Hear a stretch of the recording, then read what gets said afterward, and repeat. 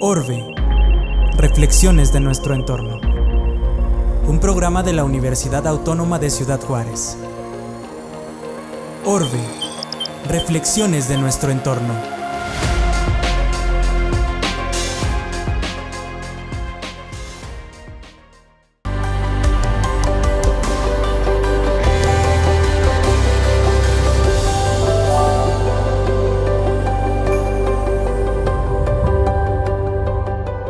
Sustentabilidad es lograr que las generaciones del futuro cubran sus necesidades.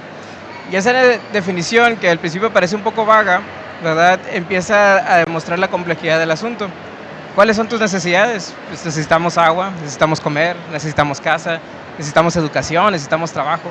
Todas esas cosas de las que ahorita gozamos, tenemos que estar trabajando para que las futuras generaciones también las puedan gozar. Y de ahí viene lo que es la sustentabilidad, ¿verdad?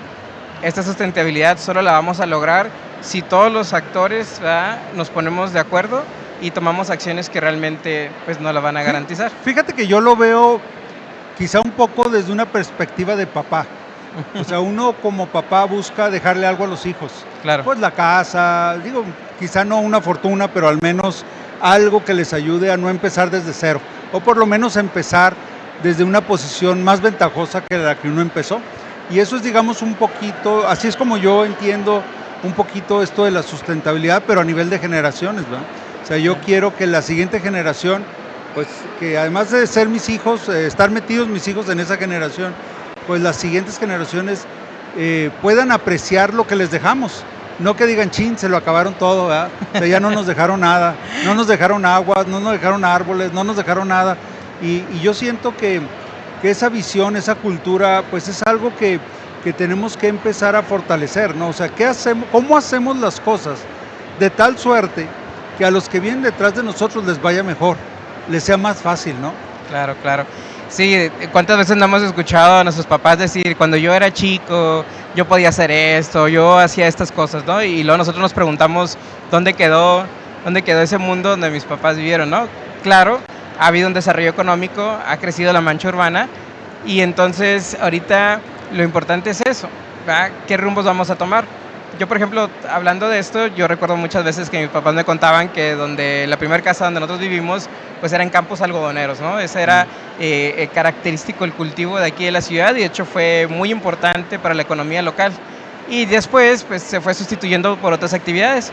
Pero realmente el estado de Chihuahua pues nunca ha tenido un carácter agrícola, ¿no? Nosotros somos conocidos a nivel internacional por nuestros productos de nuez, de manzana y de chile. De hecho, somos el más importante productor de chile en el país, ¿no? Y esas tres actividades económicas pues tienen que ver con la sustentabilidad.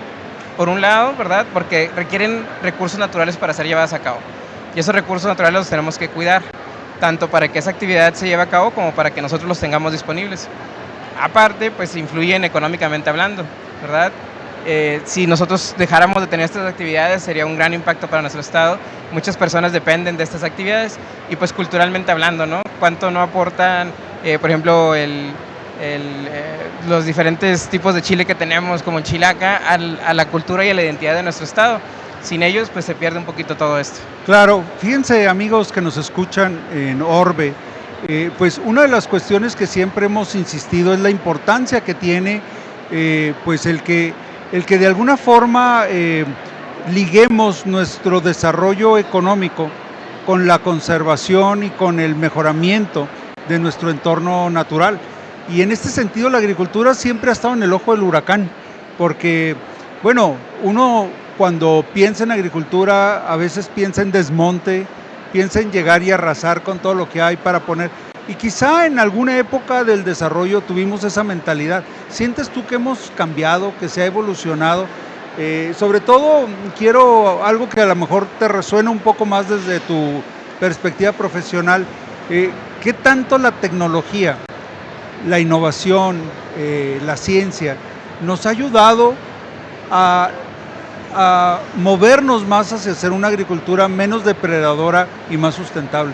Sí, esa es una pregunta muy interesante, ¿verdad? Yo creo que nuestra perspectiva de lo que es la agricultura ha cambiado. Tal vez en algún momento cuando se empezó a tecnificar e industrializar se veía como un ataque a la naturaleza, pero creo que ahorita surge este concepto de los agroecosistemas, dando a entender que la agricultura pues ya es parte de nuestro entorno como humanos, ¿verdad? Y ya hay zonas donde estos tipos de agricultura se han desarrollado por tanto tiempo que realmente ya se caracterizan por este tipo de cultivos. Y entonces ya los vemos como parte de nuestro entorno, como parte de lo que tenemos que preservar. Yo creo que ahorita la innovación nos va a permitir a nosotros cada vez lograr agroecosistemas que sean más amigables con el ambiente. Por ejemplo, los sistemas de regado, ¿va? Tradicionalmente, pues hacíamos todo por inundación. Entonces había que hacer canales, había que romper suelo. Y había eso, que traer el agua desde lejos. Y hay que traerla desde lejos y todo lo demás. Entonces, si nosotros tecnificamos el campo, ¿va? Y empezamos a meter sistemas de riego por goteo, vamos a notar que es menos invasivo, que utilizamos mejor el recurso, que ya no estamos desperdiciando, que a lo mejor ya no estamos haciendo este trueque de qué preferimos, la agricultura o tener el agua para nosotros. Si la empezamos a administrar de manera más inteligente, entonces ya estos impactos se disminuyen y eso pues nos va a ayudar a nosotros a verlo pues de mejor manera, ¿no? Sí, claro. Miren, amigos, una de las cuestiones que para la mayoría de los juarenses, yo creo, sobre todo los más jóvenes, como los preparatorianos que hoy nos acompañan aquí en este centro deportivo, pues una de las, a veces les pregunta uno, bueno, ¿y de dónde vienen las lechugas? No, pues del Smart o del Walmart, ¿verdad? O sea, realmente no tienen esta conexión con el origen. En muchos países, por ejemplo, me viene a la mente, nunca he estado ahí y no lo conozco de primera mano, pero entiendo que algunos países han empezado a posicionar como exportadores netos de productos agropecuarios, sobre todo agrícolas, por ejemplo, por cultivos en invernaderos. O sea, por ejemplo, me viene a la mente Holanda, ¿no? Que compite con España en tomates, ¿verdad? Cuando, pues, o sea, Holanda no es un clima ni es ecosistema propio para muchos de estos cultivos. Sin embargo, la demanda que tienen las ciudades, el costo que significa traer los productos desde muy lejos. Por ejemplo, nosotros consumimos mucha verdura de Sinaloa, de Sonora, quizá de otros lugares más lejos, claro. Y todo eso, pues desde luego es una huella ecológica muy importante. ¿Tú cómo pensarías o cómo verías la perspectiva hacia el futuro en cuanto a producir todo lo que consumimos, o si no todo, la mayor parte de lo que consumimos cotidianamente aquí mismo en Ciudad Juárez? O sea, a través de invernaderos, a través de... he visto, por ejemplo, en algunos lugares donde han convertido viejas fábricas en centros de producción de agrícola todo el año. Y entonces no es nomás que fruta de temporada, sino que o verdura de temporada, sino que todo el año hay producción local, ¿verdad?, de ciertos productos. Este tema que tocas es muy interesante porque cuando la gente habla de la innovación tecnológica, ¿va?, de la automatización, por ejemplo, como que todos nos imaginamos... robots. Sí, y nos imaginamos como construyendo más tecnología, ¿no? Como que la tecnología construye tecnología. Lo vemos como en la fabricación, no sé, de semiconductores, en aparatos avanzados y sofisticados, y la verdad es que todas estas tecnologías nuevas del Internet de las Cosas, de la automatización, de la robótica, toda la industria 4.0 puede ser aplicada a la agricultura, ¿verdad? Como dices tú, actualmente hay fábricas de alimentos, así se llaman, donde operan todo el año y a través del control sofisticado del clima, de los ciclos de luz, de un sistema de alimentación automatizado que regula los nutrientes exactos para las plantas, pues logramos un crecimiento óptimo, aunque no sea en campo, ¿verdad? Sí. Tal vez no todo se pueda, ¿verdad? Una parte interesante de nuestro estado grande, precisamente estos terrenos que tenemos, es que ha permitido algunos cultivos que no serían factibles en otros lados, ¿verdad? Por ejemplo, los nogaleras. El nogal es un árbol grande y realmente aquí Chihuahua es uno de los pocos lugares donde nos podemos dar ese lujo de tener estas nogaleras grandes y producir tanta nuez. Pero definitivamente para muchos otros cultivos de uso diario como el tomate, la lechuga, el pepino, probablemente sería interesante que empezáramos a ver un poquito más cómo lograr la autosuficiencia alimentaria de la ciudad y no ser tan dependientes de estar siempre trayendo los alimentos hacia acá. Sí, en realidad usar el transporte para mover productos muy caros de alto valor agregado, o sea, que cuestan mucho en el mercado exterior, ¿verdad? Y que a lo mejor los podemos producir y enviarlos a otro país, ¿verdad? O enviarlos a otras partes del país, pero los más baratos, por decir algo, el tomate, la cebolla, la lechuga, etcétera, a lo mejor son productos que se podrían ir transformando. Yo creo que Esto es un tema, bueno, tú tienes más bagaje sobre esto y más conocimiento, pero yo siento como que este es un tema de donde el costo y la demanda tienen que intersectarse en el punto adecuado. Por decir algo, hoy por hoy, todavía con todas las limitantes, con todas las preocupaciones que tenemos del suelo y del agua, es viable producir más barato en el campo que en el invernadero, ¿no? ¿No es así? Es una cuestión complicada, ¿verdad? Los agronegocios tienen un componente de inversión muy fuerte. Sí, no es fácil comenzarlo, ¿verdad? Y además no es fácil encontrar dónde ubicar los productos agrícolas, que ese suele ser uno de los grandes retos de los productores. Cuando ya tienen sus cosechas, ¿a dónde las llevan? Suele ser una de las grandes limitantes. Las cadenas de comercialización, ¿verdad? Así es. O sea, obviamente todo esto se tiene que ir refinando y se tiene que ir planificando, ¿verdad? De una manera integral. No es solamente yo produzco muchas lechugas y bueno, y luego ¿dónde las vendo? Exacto. La lechuga no me va a esperar a ver dónde consigo a alguien. O sea, si no la vendo el mismo día, pues ya empieza a deteriorarse. Y bueno, esto desde luego nos lleva a que de alguna manera también nos ha preocupado mucho, vinculado con la agricultura, el tema de uso de sustancias químicas, ¿no? Como los plaguicidas, los fertilizantes, en el caso de los animales, las hormonas. Y hoy en día hay como movimientos que están preocupados realmente por la presencia de estos compuestos químicos en nuestra comida. Sí. Desde luego, hemos visto cómo se ha incrementado la preocupación, por ejemplo, por los microplásticos, que se usan mucho en los empaques, que se usan mucho prácticamente en todo, ¿no? O sea, hoy en día la agricultura es uno de los principales consumidores de plásticos, ¿no? Tal vez. Sí, es como algo, como una consecuencia que a lo mejor no preveíamos antes con mucho tiempo, ¿verdad? O sea, que nuestros cultivos son organismos bioacumuladores, ¿no? ¿Qué quiere decir esto? Que cada vez que los exponemos a una sustancia, ellos también lo van almacenando en sus tejidos. Y la preocupación es qué pasa cuando esas sustancias luego pasan a nosotros como consumidores.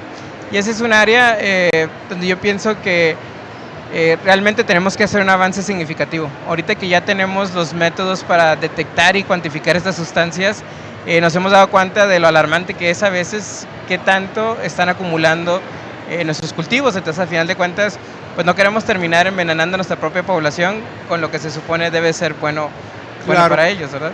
Déjame comentarle a nuestro auditorio que este tema de los productos químicos, de la agricultura tecnificada, ha sido en cierta manera nuestra tabla de salvación. O sea, desde luego, en los años 60 del siglo pasado, los científicos no eran tan optimistas de que la agricultura, como estaba en ese tiempo, fuera suficiente para alimentar a la población que estaba en crecimiento. Y hoy por hoy creo que podríamos decir que el sector agropecuario mantiene hay la suficiencia para alimentar a toda la población. A lo mejor hay mala distribución, a lo mejor hay gente que no le llega por diferentes razones que no son porque no haya producto. De hecho, he visto videos donde los productores, para no bajar el precio, prefieren quemar, enterrar o destruir sus productos. O sea, tenemos una sobreabundancia, ¿no? De hecho, sí. Sí, yo creo que a raíz de la revolución verde que le llamamos, ¿no? Sí. Se empieza a industrializar la agricultura, el uso de químicos para acabar con plantas invasoras, con plagas, con microorganismos dañinos, y luego pues los fertilizantes, y luego ya toda la maquinaria industrial que se empezó a meter, que pues facilitó la producción de alimentos, ¿verdad? De hecho, eso también me lleva de vuelta al tema inicial, la sustentabilidad, ¿verdad? O sea, ahorita es impresionante ver que tengamos gente que no tiene acceso a alimentos, mientras por otro lado tenemos sobreproducción de alimentos, ¿no? Es una cuestión de ahí de justicia social que va ligada a todo este tema de la sustentabilidad. Claro, una muy mala distribución en algunos casos, pero yo quisiera que no terminamos el programa sin que platicáramos o nos platicaras un poquito sobre lo que es justamente el área donde tú te desempeñas profesionalmente, que es el Instituto de Innovación y Competitividad. No es la dependencia del gobierno a la que tenemos que acudir todos los ciudadanos y con la que estemos muy familiarizados, pero sí. Sin embargo, ustedes son los que yo como lo visualizo, Sí. son los que ponen toda la plomería y la tubería para que el Estado siga progresando. O sea, Sí. ¿cómo le comentamos a nuestro público qué hacemos en esa institución? ¿Qué hace el Instituto de Innovación y Competitividad, verdad? Definitivamente no es un lugar donde la ciudadanía realmente acude, ¿verdad? ¿Por qué? Porque, bueno, realmente más bien nosotros somos los que tenemos que acercarnos a la ciudadanía. El Instituto de Innovación y Competitividad es el organismo de ciencia y tecnología del Estado, que lo que busca es impulsar el desarrollo científico y tecnológico a través de programas que no solamente expongan a la juventud a las áreas científicas y tecnológicas, sino que también lleven a algún tipo de desarrollo económico, ¿sí? Tenemos que, bueno, nuestra misión es esta, es impulsar nuestras capacidades científico-tecnológicas en el Estado para que esto se vea reflejar en algún beneficio económico, para que se perciba un bien mayor en el Estado. Para los jóvenes que nos escuchan, esto es muy importante porque esto les da una pista a lo mejor de dónde este instituto y el gobierno en sí visualizan que es la oportunidad, el nicho de oportunidad para el estado de Chihuahua en la tecnología, ¿verdad? ¿Y dónde dirías tú que están las grandes áreas o los intereses más grandes en desarrollar? O sea, ¿hacia dónde deberían voltear nuestros estudiantes que están ahora aquí en Conoce tu Universidad? ¿Hacia dónde sería conveniente que voltearan para ver este tema pues digamos, de su contribución al desarrollo de nuestro estado? Ok, esa es una pregunta muy importante. Nosotros en el instituto, una de nuestras grandes responsabilidades es identificar precisamente estas áreas. Nosotros cada tiempo presentamos un programa estratégico de desarrollo de ciencia, tecnología e innovación. Y en ese, lo que nosotros presentamos es qué conocemos de la vocación del Estado y cuáles son las áreas en donde podemos fortalecerlo. Entonces, ahorita, en la actualidad, por mencionarte algunas de las áreas, pues sabemos que la manufactura avanzada es una de las partes importantes. Sin duda alguna, Ciudad Juárez siempre se ha caracterizado por esta industrialización y están viniendo tecnologías nuevas que los jóvenes tienen que ser capaces de utilizar, como la manufactura aditiva. Pero pues no es lo único. Por ejemplo, en Chihuahua capital, el clúster aeroespacial se está desarrollando altamente. Realmente Chihuahua se está posicionando a nivel mundial como uno de los principales hubs de desarrollos aeroespaciales y esa es otra de las grandes áreas. Pero, vamos, hay más áreas en las que podemos empujar. Ahorita todo lo que es inteligencia artificial y Big Data también es algo que pensamos que a futuro tenemos que invertir en desarrollo de semiconductores, pero sin dejar de lado otras áreas, ¿verdad? La vocación agroindustrial del Estado también sigue firme, toda la cuestión ganadera sigue estando firme. Yo creo que para los jóvenes sería interesante que ellos conocieran realmente qué vocaciones hay en cada parte del Estado. Y pues también que no lo tomen como una limitante, ¿verdad? Porque claro, realmente la tecnología y la ciencia avanza todos los años y empiezan a salir nuevos nichos que necesitamos que la gente abarque, ¿no? Yo siempre digo que necesitamos que estos jóvenes que hoy nos escuchan y nos ven contribuyan a la innovación también, es decir, claro, lo que hoy no hemos visto como oportunidad, a lo mejor ellos son los que van a desarrollar esa área para construir una nueva oportunidad para el Estado, ¿no es así? Sí, pues de hecho, no solo los jóvenes, ¿no? Yo pienso que todos como sociedad podemos contribuir.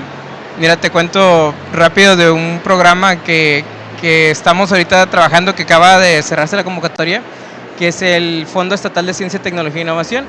Este fondo, FECTI en pocas palabras, es una invitación a la población a que ellos nos digan qué proyectos se pueden desarrollar en el Estado para lograr innovaciones en las áreas científico-tecnológicas.